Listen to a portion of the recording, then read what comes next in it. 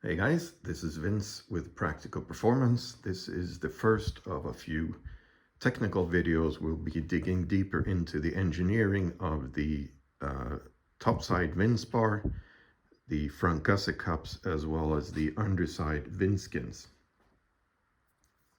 In this first video, we'll be talking about the Vinsspar, its design, and how it addresses the so-called subframe failure of the E46.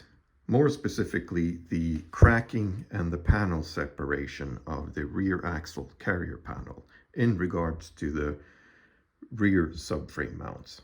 To better understand why the cracking and the panel separation even occurs, let's start by looking into the loads applied and the design of the rear axle carrier panel. The loads responsible for this originate from the rear axle and how the subframe interacts with the rear axle carrier panel. As the car is accelerating, pushing forward, the wheel spins this way, meaning there's a torque spinning this way applied to the road. And according to one of Newton's laws, that means a reactional force is going this way. The diff is kind of wanting to spin that way. The diff brings the subframe with it, so the subframe is now, as you apply throttle, goes down, you get off throttle, it goes up again.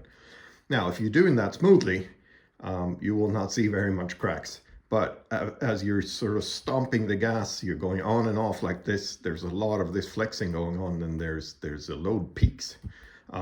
It is actually moving, not just with the bushings, but the rear part of the rear axle carrier panel is actually flexing up and down. Okay. So why is the floor flexing the rear axle carrier panel? Well, now that we know there's a torque applied to the subframe, we can understand that there's a load. So this is now pulling downwards. And what it's doing is, because it's attached to the subframe bolt here, it's now pulling the subframe mount downwards. And the subframe mount is now trying to basically rip the rear axle carrier panel out of the chassis. So this is what's doing, this is what's causing the flexing up and down. And when this comes to a certain point, the spot welds and stuff start disintegrating, and the whole floor is moving. Have a look at this video.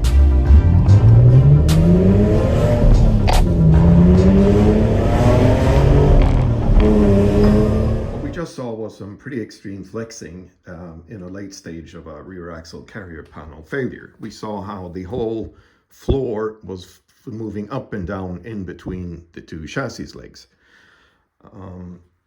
Even though that was some pretty extreme flexing, I believe, in my opinion, it's very clearly illustrates the cyclical load that's pulling down and actually pushing up. As we're accelerating, we're pulling down. And as we're braking, or even engine braking, it's snapping back up again. So imagine you're stomping the gas and then letting go, and even stomping the gas and then braking. This is going like crazy up and down. Now, it doesn't move like that initially. Why does it get to that point? Before we dig into that, I want to talk about the mount itself, because the early style mounts, this is a late style with the wings, I'll get back to that. The early style mounts, they used to rip out of the, so it will pull out actually out of the rear axle carrier panel. And that's because it was, the mount was welded. So this rigid structure here, that's 2 millimeters thick. This is 1 millimeter thick around here. That's some really flimsy sheet metal. I can bend this with my fingers. I'm not sure if you can see that. But anyway, so as this was pulling up and down and up and down, eventually this layer of sheet metal just cracked and the mount came out of the rear axle carrier panel.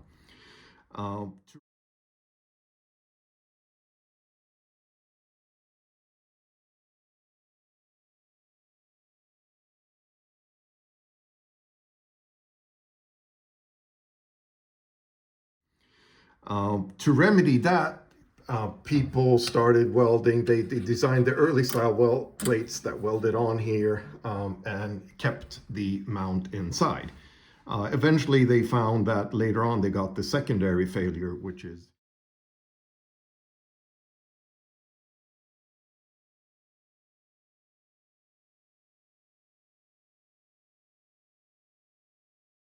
with this later style. So BMW made this later style design where we have these wings. So rather than just being attached like up and down, so we have the wings coming out like this, and you have the spot welds there, and there's a wing on the inside further inbound, and we have the welds there as well. But anyway, so with the early style, you will see how they rip out. With the later style, that's not an issue.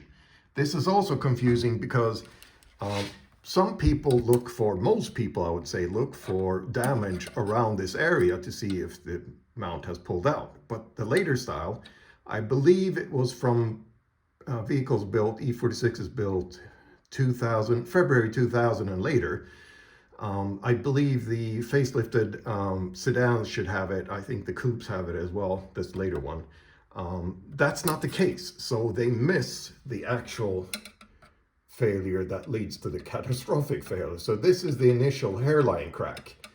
And that's, I wouldn't say it's a culprit, but that's where it all starts. And we'll dig into that, why that happens by looking at the geometry here as a next step. The subframe mount sits inside sort of almost a square tube, you would say, from this view. It's two pieces of sheet metal, this panel here and this piece here. So they make up almost a square tube. These are 1 millimeter thick, both of them. You get kind of fooled with the burr right there. It's not that thick. So you would think there's this kind of shape running through from side to side, and imagine it's not, but imagine it's rigidly attached to the chassis leg here. Again, it's not, and we're going to get back to that as well. But anyway, so imagine we have that kind, but it's a little bit more complex. If we look into this cavity, let's see if I can get it to focus a little better. Well, we see further in, because of the spare wheel well, it gets narrower. So I'm sorry about the focus, not really. So there, you should get a pretty good picture there. So towards the middle here, it's a lot more narrow. So it's not it's not a square tube. It's not a square beam if you want. It gets not as strong in the middle. However, it's even more complicated. So this height here, again, I should say. So we have the top side here. So they come together. There's a number of spot welds here. We can see those spot welds up there, but the beam doesn't go that high. It's only up to about there, I would say.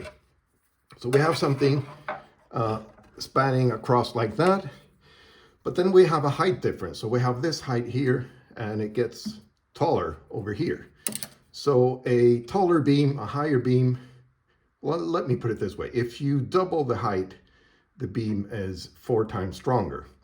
So in other words, if we go from a stronger beam here, even though it's narrower, I would say it's stronger. This area here is probably the strongest part of the beam. And then we go to this, this step up. We get a hotspot here, a stress hotspot, because we're going from something strong to something weaker, and we're going to have a lot of stress at that point.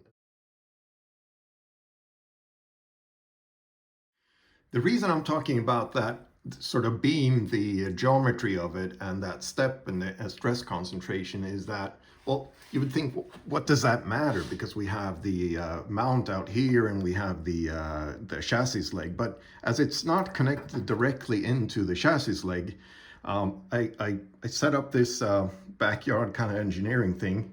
I think it makes it easier to understand. When I apply that force, so this is pulling, obviously I can't really pull there, but if I just push downwards, you can see that this whole thing is bending. So when we're pulling here, or actually when the subframe is pulling here, we have something out here. So now I'm still imagining that this is rigidly connected. You do get that bend. And when you bend something like this, you're compressing the top layer and you're stretching the bottom layer. And here we're stretching this bottom layer, and we have a step down here. So imagine this is thinner up to that point, and then gets thicker. Obviously, when we're stretching at this thinnest point there, and actually I should say that as well, when the sheet metal is formed, it's stretched. So the thickness of the sheet metal is probably a lot thinner there than it is out here. So if a stress concentration, we're pulling this and we have thin sheet metal, this is why the crack, this is the first crack. And the reason it's on the left side is that this distance from here to all the way out to the wheel well over here, which is actually where it attaches there, sorry, there, and in the wheel well here. That distance is longer on the left side because on the right side you have the where you fill the gas. So the geometry is slightly different over there. I'll show you that later on. Okay, so anyway, we have this geometry, we have the bending going on, and it starts cracking there.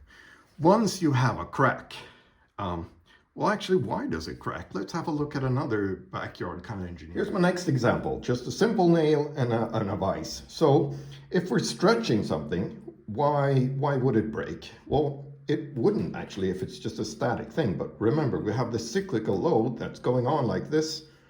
The subframe is pulling up and down and up and down, and you probably broke a nail before like this, but at some point you start feeling that it's floating. The further I go, and the larger amount of times, obviously it's going to break sooner. The rear axle carry panel takes years and many miles to break. That's because there's so much less of a movement, so it takes a lot longer time. But this also explains why some cars, M3s specifically, break sooner than others, because and why some M3s break sooner than other M3s is the more violently you drive, so you're on and off like this, the faster you're going to break it. If you're like smoothly on the throttle, you apply the force, but it doesn't really bend. But if I'm jerking like this, it's going to bend and eventually break. So that, I would argue, explains why some break sooner than others, and maybe some not even break because they're really smooth drivers and they're not hitting the throttle. Maybe not even using all the power. But so when I get to that point, you see how it just snapped. So now there's a crack. There you go. There's a pretty significant crack. Once that's formed, this is just gonna snap off. Okay. So once you get to the crack, the rest of the braking, the failure is going to go fast. So you want to find that crack as soon as you can. Up until now, we've been viewing this area here from the other side, from the outside in. As the cutout is done, the cutout of the other body part we saw was done along the chassis leg. I'm now inside and having a look. I want to show you this is a really sturdy wide piece of the chassis leg running this way, and then there's a joint, and then there's the rear piece moving backwards like that. And you can see there are flanges, there are flanges here, and you can see there are spot welds. Well, you can kind of see that as well, at least right there. So we have the bottom side of the car on the other side, and then we have this structure, this sort of beam, if you will, this profile, and they're put together to create this rather sturdy chassis leg. Right there, it's not probably the strongest, but over here, and this is where we have the spring perch on the underside right there. This is a really strong part of the car. So there's several layers of thicker sheet metal, and this is where, so this is the top side of the rear mount. This has already been drilled through as part and threaded as part of the Vinsspar installation. We've also flattened the T here. So this is all done here. Pardon the rust and dirt. This I've had this a long time. It's been sitting outside from time to time. And right now it's upside down because I'm doing Vinskins on the other side. Anyway, I wanted to point this out that right here, so this is where the force is applied downwards, right? Right here, so the mount is inside of there. There's thin sheet metal here. There's thin sheet metal over here. There's nothing connecting this thin sheet metal with this sturdy chassis leg. The only thing attaching this structure, this beam, remember how I said it went narrower here towards the middle. So the only thing that's connecting this beam to the chassis leg is these spot welds down here. So see if I can get some light in there. So the way this comes down over there and over, and then there's spot welds here. And the opposite applies. So we'll have to move the light again. So again, this top side of the beam, it comes up like that. And then in this joint here, so there's a lip, oh sorry, there's a lip here, bent lip that runs all the way along here. So this is a part of it. It's been cut out because of, again, the Vinsspar installation. So I've been doing some testing here and probe drilling and stuff like that. So again, pardon that. Anyway, so this is attached over there, and it's attached with a few spot welds here as well. So imagine when this is going up and down, how we're bending everything, if everything is bending here. And let's now look inwards, or actually outwards, outbound, because I'm inside the car. So this profile here, which we saw was a sort of a rectangular shape here. I'm not sure if that shows, it slopes downward. So it gets narrower and narrower as we go to the outside of the chassis. So this is the inside of the chassis leg. The outside of the chassis leg over here is part of the wheel well. So let's go have a look on the underside. We're now viewing the underside. Again, this is the left side rear mount. So again, this is where the bolt goes, and this is again where we have this pulling and pushing going on. The base plate of the mount is inside of there, and I was talking about how the beam, so what we call the beam, sort of goes up like this, goes over, and then towards the end here, we can see these spot welds there. The top of our beam sort of goes downwards like this, as we saw from the inside as well. Now this layer here and the other layer on top, they come together, they're bent, and they're spot welded out here.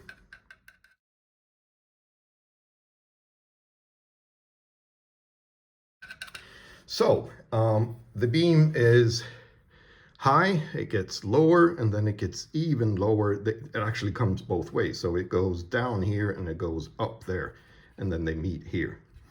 So I was talking about how the crack starts at the left rear right there. So the distance between this, the hot spot there, the stress hot spot, and the edge of the wheel well, this is the other side. So again, here's actually the underside of the chassis leg, if you will. So we have a number of spot welds here. So these two parts making up that beam, if you want. And this is the outside, so the outmost side of the structure. It's kind of weird inside of there, but anyway. So we want to have a look at the distance between this corner here on the left side and the outer here, and that's roughly 280 millimeters. If we have a look at the right side, because of this whole gas filling thing, see how the geometry is different and how this distance is a lot shorter. This is only about 240 millimeters. So in other words, the leverage is a lot less here than it is on the other side. And this is why I believe it's the left side that cracks first before the right side. And what typically happens after that is that the welds over here, so there's a couple of spot welds, but there's also a MIG weld. Let's see, I haven't removed all the seam sealers. So, but there's a MIG weld and there's a couple spot welds. These spot welds, they break, they come apart, they pop, and it starts cracking here. These are the two first signs. You want to catch that crack really early, and potentially any separation in this seam here, in the seam sealer. Well, actually, you want to do ideally you would do the reinforcement with the Vinsspar long before this. But if you see that small crack and you see stuff going on here, you should be in a hurry, because after that things go fast and it goes bad. Now that we've gained more knowledge about how our beam, I've been talking about this as a beam, is connected to the chassis rail with these spot welds here and the ones down here. And by the way, we were looking at this is kind of part of the rear end of the chassis leg. These are the spot welds I was pointing out where the weird geometry is going on. And it's connected to the outer, sort of in the wheel well where these two come together like that. Let's move on to, I was talking about how once you see that small hairline crack, and again, this is a 320i, 170 horsepower, and even this is cracked because, I mean, these cars are getting old now. Anyway, so why is it important and why does it sort of just accelerate from here and we get to the point, where this whole thing was flexing? Let's have a look at one of my examples again, really down to earth, easy example. Back at my vise, and this time with a banana, but you haven't seen that in an engineering explanation before. I'm sure some of you will have fun about this, but if I find an example that's relatable, I think that makes sense and it's valuable. So imagine now this is the underside of the rear axle carrier panel, and we have this flexing going on. In fact, this would be moving up and down. This would be fixed, but just for the visualization. So as long as this is, there's no crack here, this is pretty tough. So we're stretching it and it's bouncing back. So we're within sort of, there's something called the modulus of a metal. So you can stretch it a certain distance and it comes back. If you pass that, you have a plasticity, it's called. So that's when you have permanent deformation. Anyway, so this is what's going on. And let's see if I just put a small little crack here. I'm going to use a knife and make a little bit of a crack there, and we'll see what happens. So I'm going pretty hard, as you can see at this point. So here's the crack that I introduced. So imagine now we've been doing that for quite a while, many years. At some point, the metal, there's enough fatigue for a small crack to start. And once we have this small crack, as I said previously, it goes fast and it goes bad. So now I'm just going very gently to show you the crack. Now look, if I do what I did before with the force, it just comes off, right? There's no more toughness because we started the crack and the crack grows exponentially. It just goes from little to very bad. Back under the rear axle carry panel, so we had this little small induced crack that I did in the banana would replicate this, mimic that. So remember how I was talking about when we're pulling here, or actually the subframe is pulling there, we're going down like this, we're stretching the underside, so we're stretching this. And again, once you get that crack, things go bad very fast. So going from this to, and let's have a look at some examples, some pictures. In this first example, we'll have a look at an M3, a coupe that I worked on in 2017. It had been inspected at a renowned Alpina and BMW dealership, race shop, and they did not find any cracks. They were looking in the wrong place. They were looking at sort of the let's call it generation 1 failure. So when I had a look at it, first thing I did is look up underneath with the subframe. There's not much you can really see, but the first picture you can see sort of right up this way. You can see the crack was about this size, actually, a little bit larger, I believe. The second thing I could see is out in the wheelhouse. You could see the crack along that the seam where they come together out here. That was pretty obvious. And also there were popped spot welds along both the inside of the chassis leg and as well as the outside. So the chassis leg sit here. And even though it had most of the sound deadening, this stuff taken out, a panel separation here as well was visible. So as this goes down, this kind of comes with for the ride, if you will. So if this is sort of sucked down, this whole thing will come down, and you have a panel separation going on right here. So I could see those. It didn't look too bad, but it was a lot of reparation, even though there was just a small crack here. Let's have a look.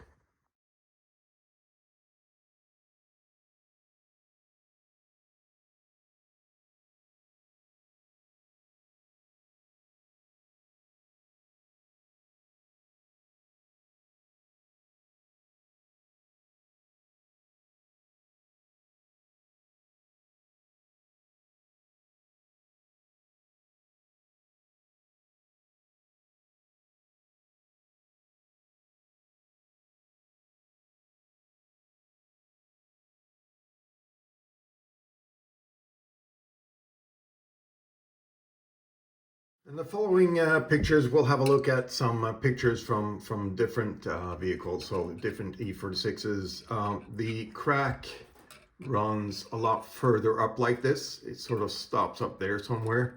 Sometimes the crack comes all around like this as well, but this one goes there. And it goes deep inside, so it actually propagates into the other side here, and the inner wings here. So let's see if I can get that to focus. So we have the inner, so we have this outer wing and then the inner wing, and we can see that it's cracked. There we go, it's cracked around that area there. And moving on, there's an even worse example where this whole thing is coming loose. So we can see that the mount is still inside this piece, but it comes down and it comes loose completely. And finally, we'll see a video where you can see some cracks and some cracking and some crumbling here. If you got to that point, if you open your boot and see this, you probably have a lot of movement going on here. So that's a couple of examples, and it clearly illustrates that even if you had plates here, so if the crack is not worse than that, and nothing is pulled out here, and you have all these separations going on here, why would it help to have a large plate there? It really doesn't. You need to get something to connect the mount to the chassis leg. And we'll have a look at a couple of examples which are not that great.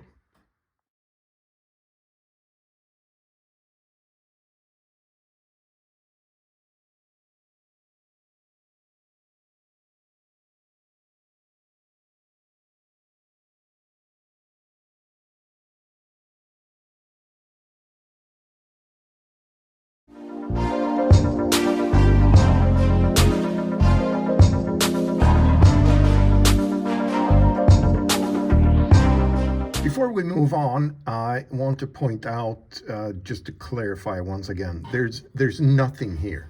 This is open. I have not altered that at all, apart from taking off this little lip coming out here, the flange. So why wouldn't you just connect this surface here with the sturdy chassis leg? I've seen people do that. They call it stage one and all sorts of things.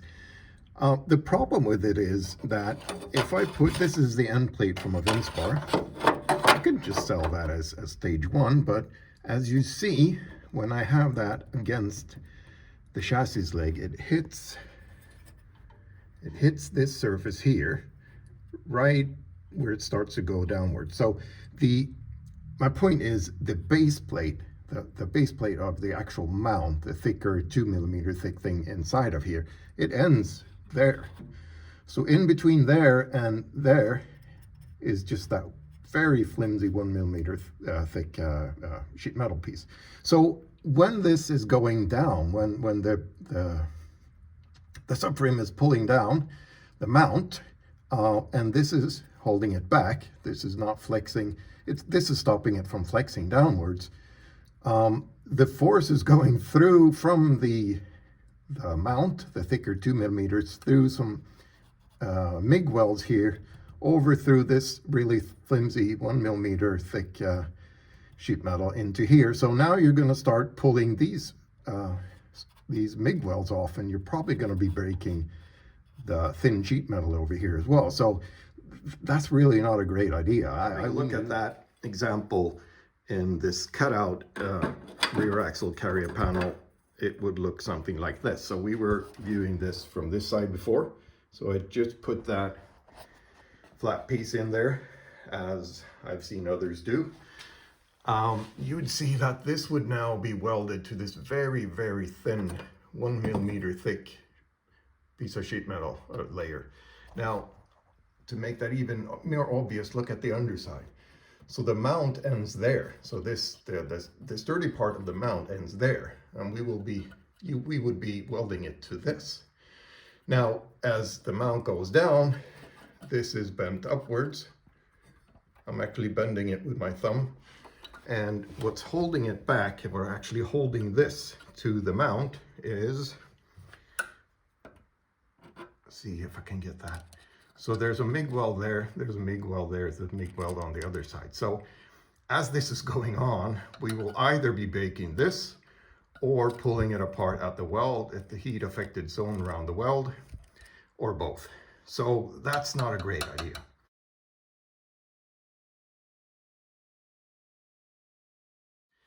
A slightly better idea would be to utilize this wing over here. So imagine you do something like this. So the plate from the original Vinsspar kit, the original design, it was slightly different. So it had a square tube running on the inside, so sort of offset from the mount. The new Vinsspar goes, it's a rectangular tube going straight over. Anyway, so because of that, there would be this twist. I'll show you that on the other chassis as well. So I added this gusset thing. So that gusset thing comes in. Let me see if I can show you that. See how, so that hole there, this is an epoxy rivet version. The weld version would have a larger hole for a plug weld. So that way you could attach this to the, at least into the structure, but you would be introducing, so you're pulling there, you're pulling there, and so you'd be tilting this, the whole mount that way. And you would also be tilting it inwards with a moment around this edge like that. So you'd be tilting the mount sort of like this, crazy movement. And that leads to fatigue cracks other places. Let's have a look at this inside the other chassis. It actually would attach to the wing over there, which is a lot better, obviously, but I still don't think that's really good, because when you're now pulling this, you're going to be introducing a moment right there. So we have something twisting. So we have this twisting that way instead. And therefore, I have the bar. We'll have a look at that later on.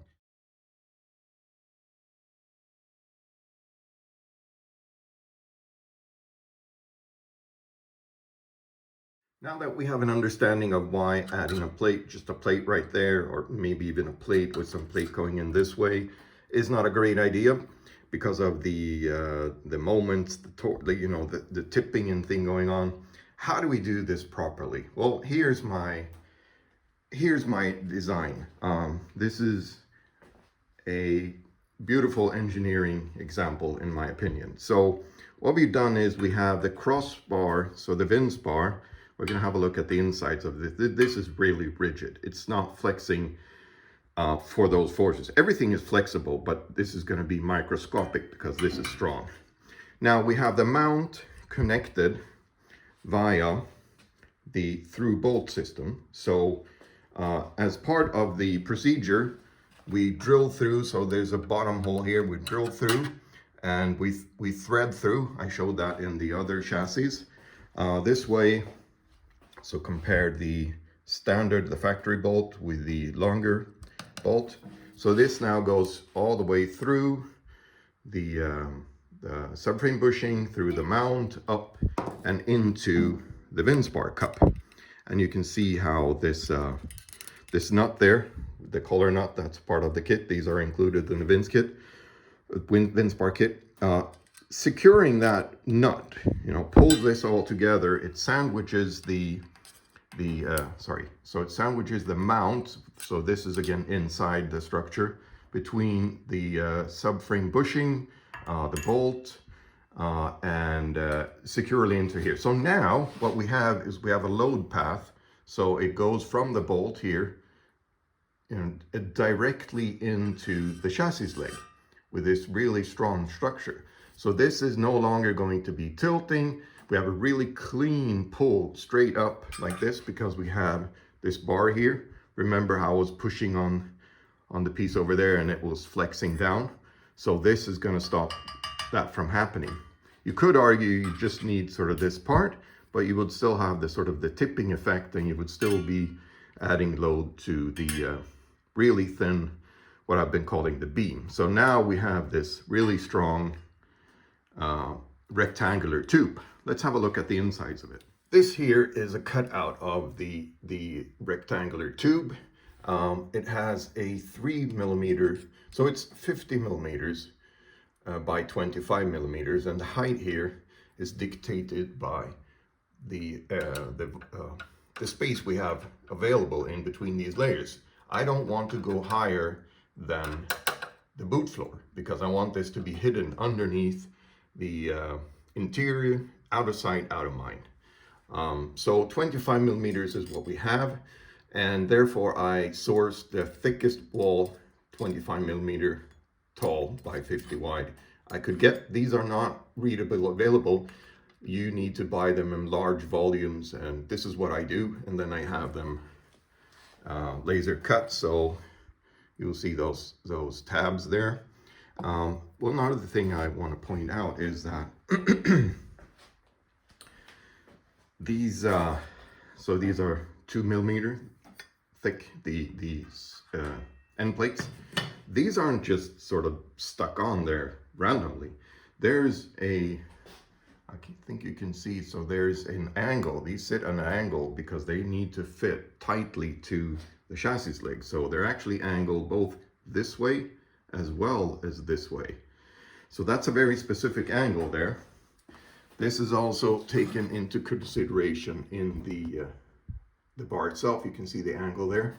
So I want everything to have a really close fit. Once you install the Vinsspar, you'll see how it sort of clicks into place when you push it down. That way you can get a tight fit with the epoxy or the welding or whatever you're doing. You don't want a gap there. So anyway, inside the bar, so I said before, inside the bar, I said before, it's not just like a whole cut, a large at the top and a smaller at the bottom. I guess maybe that would be sufficient, but as we're in there, I wanted to do this as strong as possible. So we have this sturdy cup. It has a 3 millimeter bottom. It has a 2.5 millimeter sort of wall thickness. Let's see, so the tabs, see if I can get that to show a little better. The tabs ensure perfect fitment. We have a perfect gap here in which I weld, so both top and bottom. And that weld is then later flush, and it looks, in my opinion, pretty good. So now we don't get any moisture stuff inside of here. It's sort of tight, it's nice and tight. I've closed all the edges, and so we have, let's see, some other stuff going on here. So we have the bar itself. There's a strip down here. That strip, see if we can have a look at it from here. So it's curved and it's a little bent, sort of, it's formed. That goes into, so when we cut this open, we'll have a look at that in the other chassis. We sort of disconnected the spare wheel well from this part here. So I want to connect that again. I don't want to make anything less, so it's sort of worse.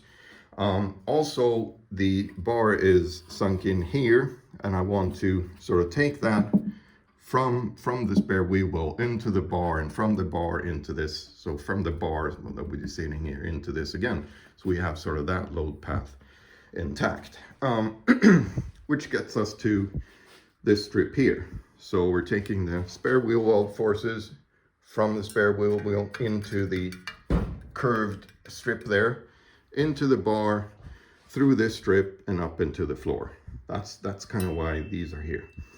And finally, there's these small tabs here. So when we cut this open, there's going to be a little bit of material left here, because this is where the bar goes.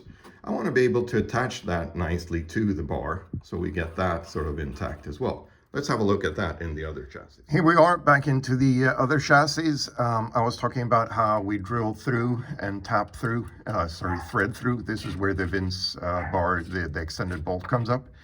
This is the space where the Vinsspar sits. And as you can see here, there's going to be a bit of a funny shape here coming down. This is the spare wheel well here, and this is the strip that sits in. So the Vinsspar sits here, and that funny looking strip goes down into here on the back side. See the back side of this. So this is connected to the strip up into the bar, and that other strip sits on top of this surface. So again, please excuse the rust and the welding. I've been trying different prototypes on this. That's why it looks like this. Now in that top strip, I left openings here. If you would want to sort of get rust protection wax, or if you want to do that foam thing or whatever, it's possible. I might as well keep it open. Now that's kind of the idea here. And again, the Vinsspar, the sturdy Vinsspar goes here. The end plate sits here, as we saw before. So we have a really clean, straight sort of, the force is applied vertically to the end plate. Let's have a look at the Vinsspar. Talking about how there's 25 millimeters here that we have available in height. And you've probably seen how this sometimes it's called the upside down T. That's a form, sort of a stiffening thing for the factory situation. That takes about 3, maybe even 4 millimeters. So this is why it's cut, it's flattened, and these MIG wells are flattened, so they're ground flat. There you go. To make room for the maximum 25 millimeters. Now, when these are cut, we do introduce a little bit of a weakness. Not that it matters all that much, because we have the Vinsspar sort of totally unloading this from any load. But nevertheless, if it's a weld version, you would weld them and you would grind them. If it's a epoxy rivet version, as this is, I have these patch plates. So these plates go on top. They're really thin, 0.7 millimeters. And the idea with them is, so they are epoxied, is that they sort of close up those gaps from the cut T. So the T is cut not all the way out. So this is why, see if I can get that to show. There's this U-shaped thing there. Let's have a look at what that looks like in the chassis again, and the Vinsspar as well. I've installed the mount, the bushing I should say, to the mount with the extended bolt and this bottom plate there. This is sort of the factory situation. So now this pokes out on the underside. Let's have a look. Here we are on the underside. This is the extended bolt included in the Vinsspar kit. So we have this flattened T that I was talking about, and the flattened MIG welds. They're rusty, so you can't really see that, but I've flattened them. This is the patch plate, and as you can see, because of this strip here that's still left, it's not really possible to get to flattening that. It's not necessarily either, because the Vinsspar sits here, so that can be. This is why I made that U-shaped slot there, and this here is to, keep that open. So this goes in like this, sits over the slots from the cut T, the flattened T. This goes around there, as you can see, and this keeps that cavity open. So here we are. We're installing the Vinsspar kit.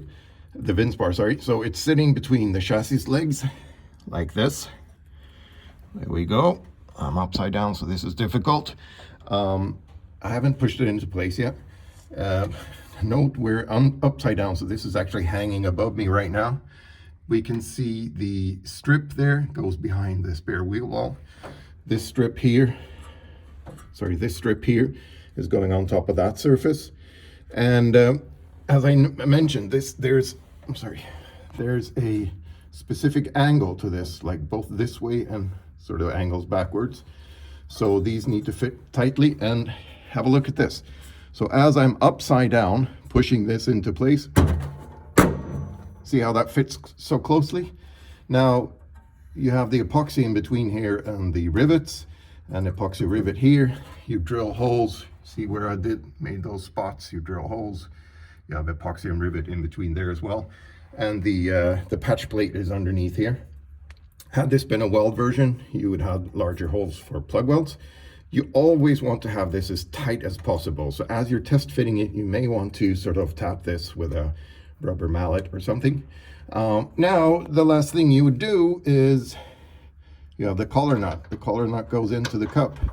And when you tighten this, remember what I said, we have this really nice and clean load path up through the bushing into the bar over here and into this really, really sturdy part. So let's wrap this up.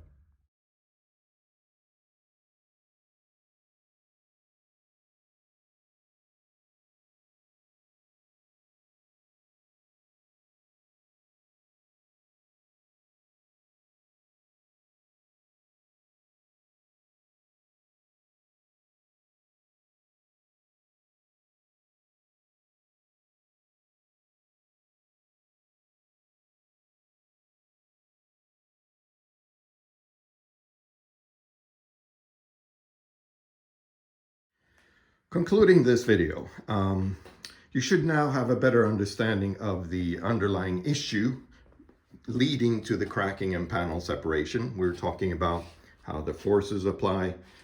We're pulling down on the bolts, like that, the mount, how this bends sort of the whole beam, I called it.